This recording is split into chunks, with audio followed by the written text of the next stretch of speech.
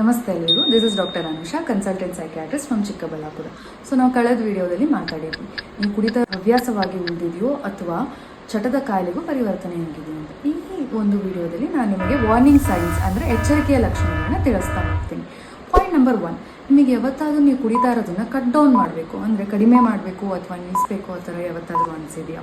ಹೌದು ಅಥವಾ ಇಲ್ಲ? ಪಾಯಿಂಟ್ ನಂಬರ್ 2 ಏನಂದರೆ, ಯಾವತ್ತಾದರೂ ನೀವು ಕುಡಿತಾ ಇರೋದನ್ನ ಗಮನಿಸಿ ನಿಮ್ಮ ಸುತ್ತಮುತ್ತಲಿನಲ್ಲೇ ಇರುವಂಥವರು ಭಾಳ ನಿಮ್ಮನ್ನ ದೂಷಿಸ್ತಾ ಇರೋದ್ರಿಂದ ನಿಮ್ಗೆ ಯಾವತ್ತಾದರೂ ಅದರಿಂದ ಕಸಿವಿಸಿ ಆಗಿದೆ, ತುಂಬ ಅನಾಯ್ಡ್ ಆಗಿ ಫೀಲ್ ಮಾಡಿದ್ದೀರ.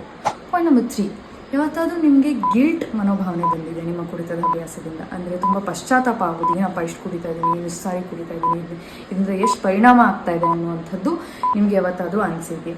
ನಂಬರ್ 4, ಯಾವತ್ತಾದರೂ ನಿಮಗೆ ಹೇಳ್ತಾನೆ ಡ್ರಿಂಕ್ಸ್ ಮಾಡಬೇಕು ಅಂತ ಅನಿಸಿದೆಯಾ? ಅಥವಾ ಹೇಳ್ತಾನೆ ನಿಮ್ಗೆ ಆಗೋ ತೊಂದರೆಗಳಿಂದ ಅಪ್ಪ ಹೋಗ್ಬಿಟ್ಟು ಕುಡಿದ್ಬಿಟ್ರೆ, ಬಾರ್ ಮುಂದೆ ಹೋಗಿ ನಿಂತ್ಕೊಂಡು ಕುಡಿದ್ಬಿಟ್ರೆ ಇದೆಲ್ಲ ಕಡಿಮೆ ಆಗುತ್ತೆ ಅಂತ ಅನಿಸಿದೆಯಾ? ಅದರಿಂದ ನಿಮ್ಮ ದಿನಚರಿ ಶುರುವಾಗೋದೇ ಡ್ರಿಂಕ್ಸಿಂದ ಏನಾದರೂ ಆಗಿದೆಯಾ? ಈ 4 ಪಾಯಿಂಟ್ಗಳಲ್ಲಿ ಯಾವುದೇ 2 ಪಾಯಿಂಟಿಗಾದರೂ ನಿಮ್ಮ ಉತ್ತರ ಹೌದು ಆಗಿದ್ದಲ್ಲಿ ದಯವಿಟ್ಟು ಆದಷ್ಟು ಬೇಗ ಮನೋವೈದ್ಯರನ್ನು ಸಂಪರ್ಕಿಸಿ.